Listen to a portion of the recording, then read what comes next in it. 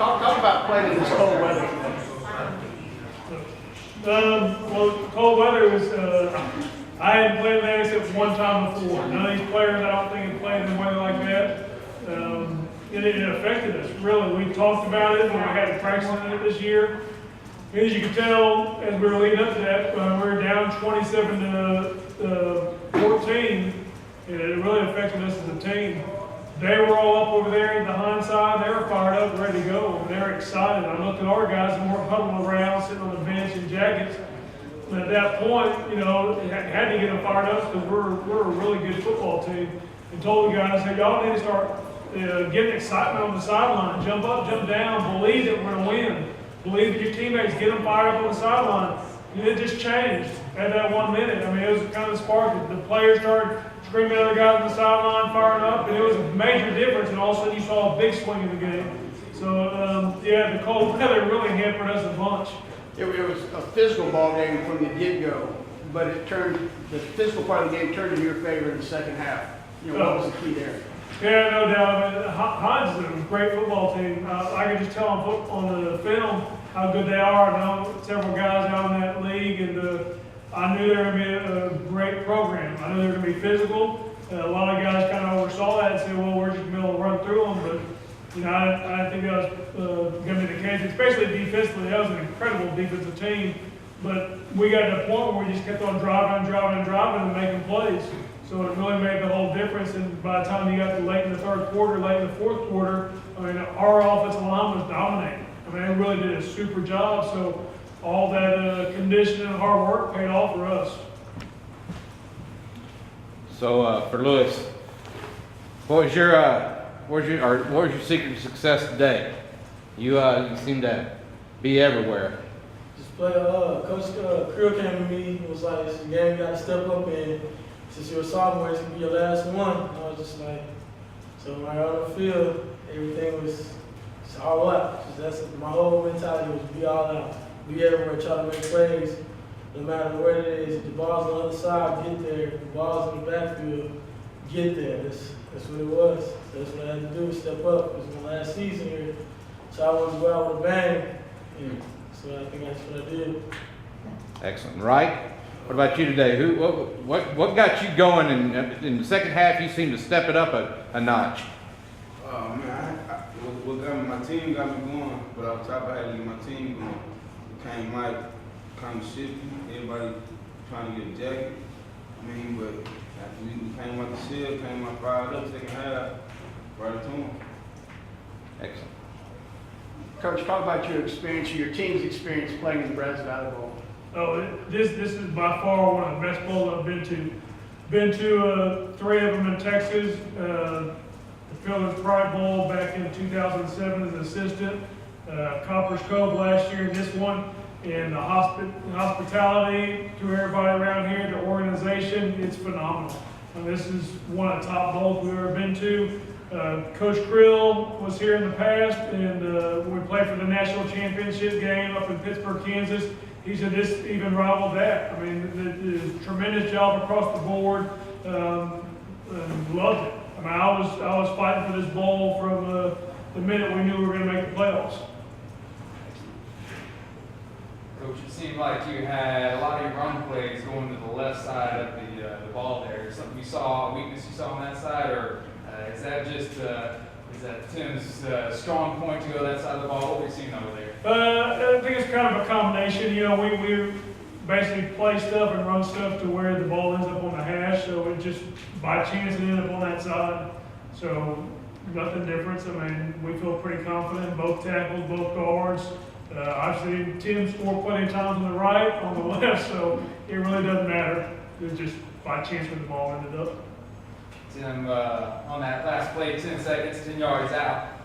What did you see, like, were holes collapsing? What was your vision on that left side going down the sideline? I seen him, as soon as coach called 25, I knew it was going to be there. It was the beginning of the whole game. We just had to execute it, and got them fired up, and they knew if they had a block, I was going to score.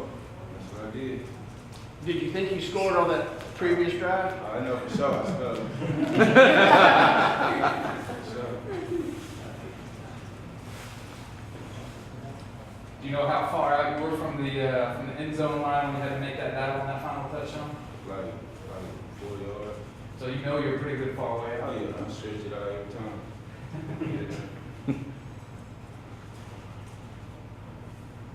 Let's talk about how they were as an offensive team. They seemed pretty gritty team down there, especially down front. There's a lot of extracurricular shoving going on here and there. What was it like down in the trenches on the side of the ball? Well, it was just, our coach was telling us they were physical and they're a dirty team, like not dirty, but you know, they was gonna play hard. And coaches walked down the field excellently, and so we were going over for about 3 weeks straight. So we kind of knew exactly what they were going to do and how they were going to run the ball and what the play call was going to be. So it was like every time they'll line up, we'll call out their play. And I guess they didn't like it, and we broke it down. And went down in the trenches. It was mean. It was coming with some full force, and we didn't like it, so we were trying to retaliate back. That's what it was. Coach, talk about Carlos, how he did out there. Is that his normal range? I mean, he was hitting a couple of long ones there. Oh yeah, Carlos, he's done a tremendous job. He last year he broke the kick scoring record, and this year we broke it with Carlos this year. So he's done a tremendous job. 2 for 2 on field goals, and I don't know how many touchdowns he scored. 3, 4, 3. So 4. So did a super job and felt pretty confident. You know, we kind of went in there that last drive. We said, okay, we're going to go. We got 16 seconds, 2 timeouts left. We're going to run 2 plays. We're going to run 25 to the left, and we're going to run an inside play to get it set up to kick the field goal. But I told our guys, let's just get up, set right here now, and just win it right on this play. And that's what happened. But if we had to kick with Carlos, we'd been fine with that. So he does a tremendous job, and it's a great asset having a kicker that you have confidence in. So in other words, you weren't worried if you had to kick that ball in. No, no, he's mad. I mean, he's one that got us to the championship game in our playoffs. Kicked 4 field goals in the first round of playoffs. Did a super job. So no, pure 100% confidence in him.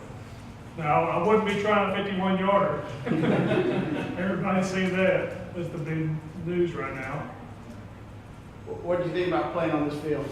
It's good field, and I don't know if it's AstroTurf or Hellas or what the turf is. A lot of them are pretty similar.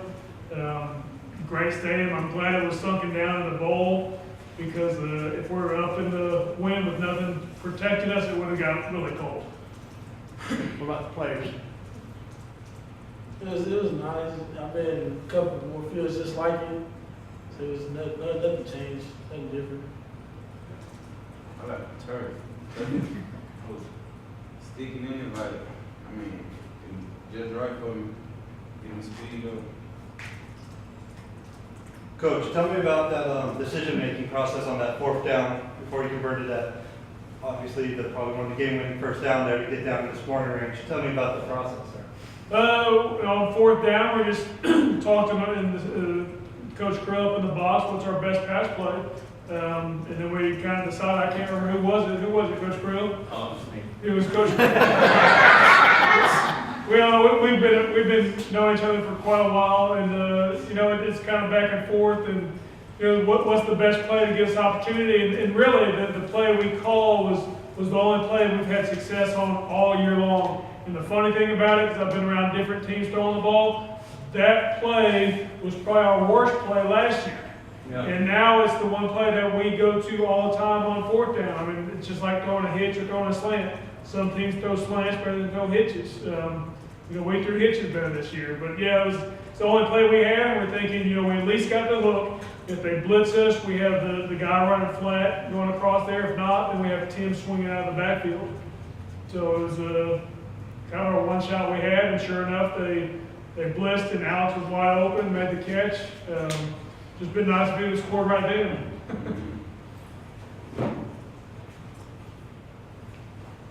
Robert, talk about what it felt like to hoist up the trophy. Talk about that feeling. It was a great feeling. So it's all we've been talking about all week. And at the bowl, at the banquet, people were holding up the trophy, and we just like, don't hold it up yet, because it's not ours yet. And once we, at the end of the game, got to held it up and let everybody know it was ours, and we bring it back home to Course County. Add to the collection. It's great. Tim, what about you? How did it feel? Which trophy was heavier, that one or the offensive, the MVP trophy? Probably the offensive MVP trophy, but I still haven't touched it. Still waiting on my pitching. Here's your chance. But yeah, I mean, it's a good feeling to have it with us, bring it back to Close County. Coach, you talked about the bowl game a little bit. Talk about Aggieland in general. It's the first time coming to Bryan College Station. What's the town like? I know you and the team got to do some activities. Some of the coaches and even the sports staff have to go out and do other things. What did you think about the town down here? Oh, it's great. It's a perfect atmosphere for a junior college bowl game. It's basically two good-sized towns combined together. I hate to see the high school games when they play against each other. It must be getting pretty heated. But yeah, like I said, it was a great town. There's a lot of stuff to do. We had to practice, so it was more business. But going over to A&M was a treat. Going to the indoor, practicing there, where the kids loved it, got excited about it, got to see the indoor of the A&M's football facility, where the coach's office are, and that's a pretty neat deal over there. But like I said, everything around here, the restaurants we went to, the hotel, the downtown is a great area, atmosphere downtown. Great hotel, the LaSalle. So, we had a good time. I mean, it's, like I said, a first-class bowl.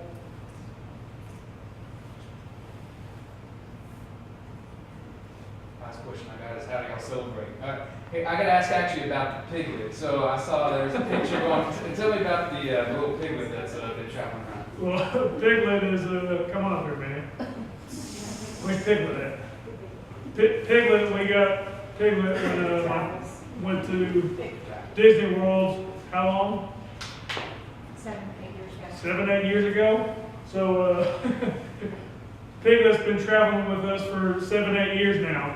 And once we got one place, this is my daughter Mia, she started taking pictures of Piglet in certain places. And it's really funny, a lot of the pictures she took. So it's like Piglet's adventure through the bowl process. So we have our own little storybook about Piglet. Where'd you go to? So yeah, that's where Piglet is. So I think Piglet with the trophy. Yes, sir. Yes. Yeah. So the adventures of Piglet and the bowl.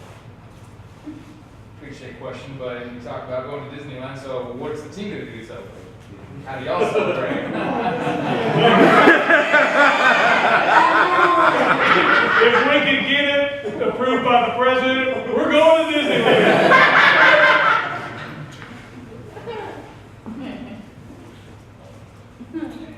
No, we'll celebrate going home.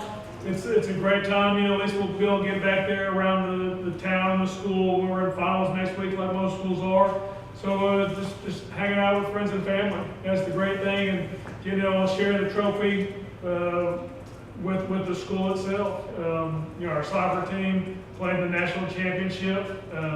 It was great when they came back. They were just seeing the girls back after all the hard work they went through, and a lot of players congratulate them, and do the same thing with this bowl game. I mean, it's big to win a bowl, because I think there's 10 bowls maybe out there. So it comes down to out of the entire nation, only 10 people are going to walk home with the trophy.